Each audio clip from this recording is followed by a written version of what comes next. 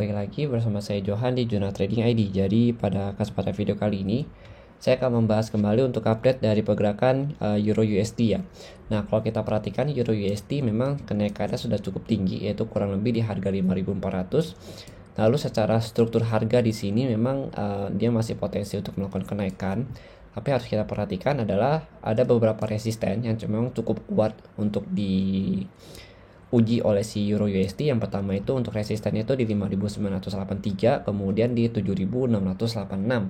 Jadi kedua area resisten ini memang adalah area resisten yang cukup kuat. Jadi kalau kita perhatikan sudah beberapa kali ya Euro USD gagal menembus ini, kemudian dia langsung lanjut turun ke bawah lagi. Nah, ini contohnya seperti ini. Kemudian ini juga sama. Nah, ini dia begitu nggak tembus dia turun, tapi begitu tembus dia langsung naik ke harga 7.600. Kemudian kalau kita lihat memang resisten ini terakhir disentuh itu pada tanggal 28 Juni, dan saat ini harga itu sudah berada di level harga 5.400 lagi pada tanggal kalau di sini ya di tanggal 2 Desember ya, kemarin hari Jumat. Nah, kalau kita lihat harga euro juga sudah breakout dari trend line. Nah, kenapa dibilang breakout dari trend line? Karena yang pertama itu kalau kita lihat ya, ini dia masih bertahan trend line, ini masih bertahan di trend line, ini masih bertahan, ini breakout, ini dia retest, kemudian ini dia naik lagi. Nah, kalau kita lihat memang secara pergerakan si euro ini masih cenderung sideways. Ini ada 1-2 candle ya. Kemudian dia baru breakout juga dari sideways lamanya dia di sini, kurang lebih dari tanggal 24 November sampai tanggal 1 Desember kemarin. Nah, kalau ini pandangan saya, misalkan dia belum bisa misalkan hari Senin dia naik ya, jika di Senin dia naik ke sini untuk retest trend line, kemudian dia nggak breakout dari 5.963 ini atau dari harga 6.000, itu dia akan turun dengan target low dia di sini 4.490 sampai ke harga nanti di 3.276 di sini. Nah, kemudian ini itu kan dia ada swing low-nya. Kalau kita perhatikan di sini swing low, ini swing low, berarti kan otomatis secara struktur harganya itu dia udah berubah, karena dari sini pun sebenarnya dia udah kasih tanda kalau misalkan harganya itu sudah breakout dari trend line-nya. Ini kita pakai time frame 4 jam.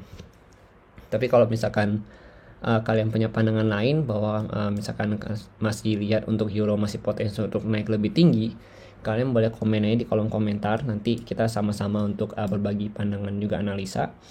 Nah, di sini kalau kita lihat memang karena dia sudah breakout dari trendline, maka potensi untuk turun ke bawah.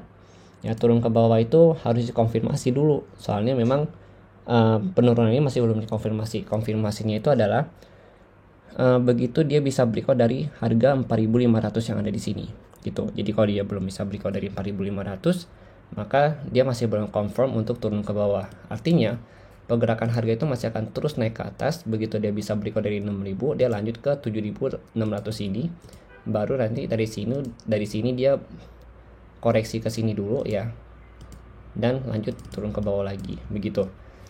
Nah, itu kalau misalkan pergerakan euronya itu masih belum bisa naik cukup tinggi. Tapi kalau misalkan dia bisa breakout lagi dari si 7.600 ini, karena kalau kita perhatikan secara struktur juga masih naik, hanya breakout trend lainnya aja, maka dia masih bisa potensi untuk naik ke harga kurang lebih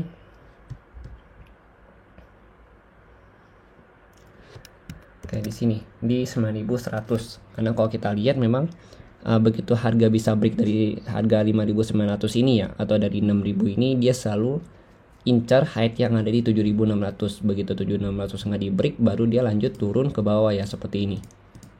Nah, dia turun ke bawah begitu. Jadi memang kalau misalkan harganya itu sesuai dengan history, maka ini juga akan sama hasilnya dengan seperti yang ada di sini gitu. Maksudnya kalau misalkan history repeat itself ya, maka dia akan sama seperti ini gitu. Dia breakout dari sini, dia retest ke 7.600, baru dia lanjut turun ke bawah lagi begitu.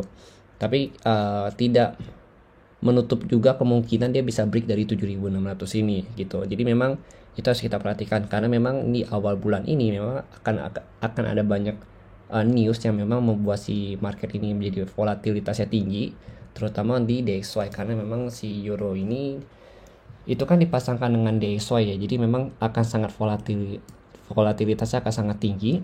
dan bergantung sekali dengan si DXY. Jadi kalau si DXY ini misalkan hasil newsnya itu lebih banyak yang positif untuk dia, maka DXY masih bisa lanjut naik ya selama dia tidak break dari 104.3 ini. Lanjut naik ke sini ya 105.6 untuk koreksi, baru dia lanjut turun. Tapi kalau dia bisa break dari 105.6 ini, maka dia lanjut untuk retest ke 107.0 ya sampai 107.2 kembali begitu. Untuk hari Senin saya tidak akan take trading atau entry posisi dulu, karena saya akan tunggu di hari Selasa nantinya untuk menunggu konfirmasi dari market itu sendiri. Soalnya memang secara struktur dia masih naik tapi dia tertahan di area resisten ini. Jadi akan saya wait and see dulu. Ya kalau misalkan ada kesempatan juga entry point bagus, dia nggak break dari si harga 5.900 atau 6.000, mungkin akan ambil sell dengan target harga 4.500 sampai 3.200 begitu. Tapi kalau dia bisa breakout, maka kemungkinan besar saya akan tunggu di 7.686 di area sini ya untuk ambil short sell dengan target di harga 6.000 pas sampai di 5.983 begitu. Oke, jadi mungkin sekian dulu penjelasan dari saya mengenai Euro USD ini.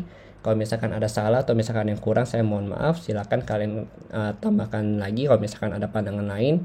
Terima kasih dan sampai jumpa pada video berikutnya.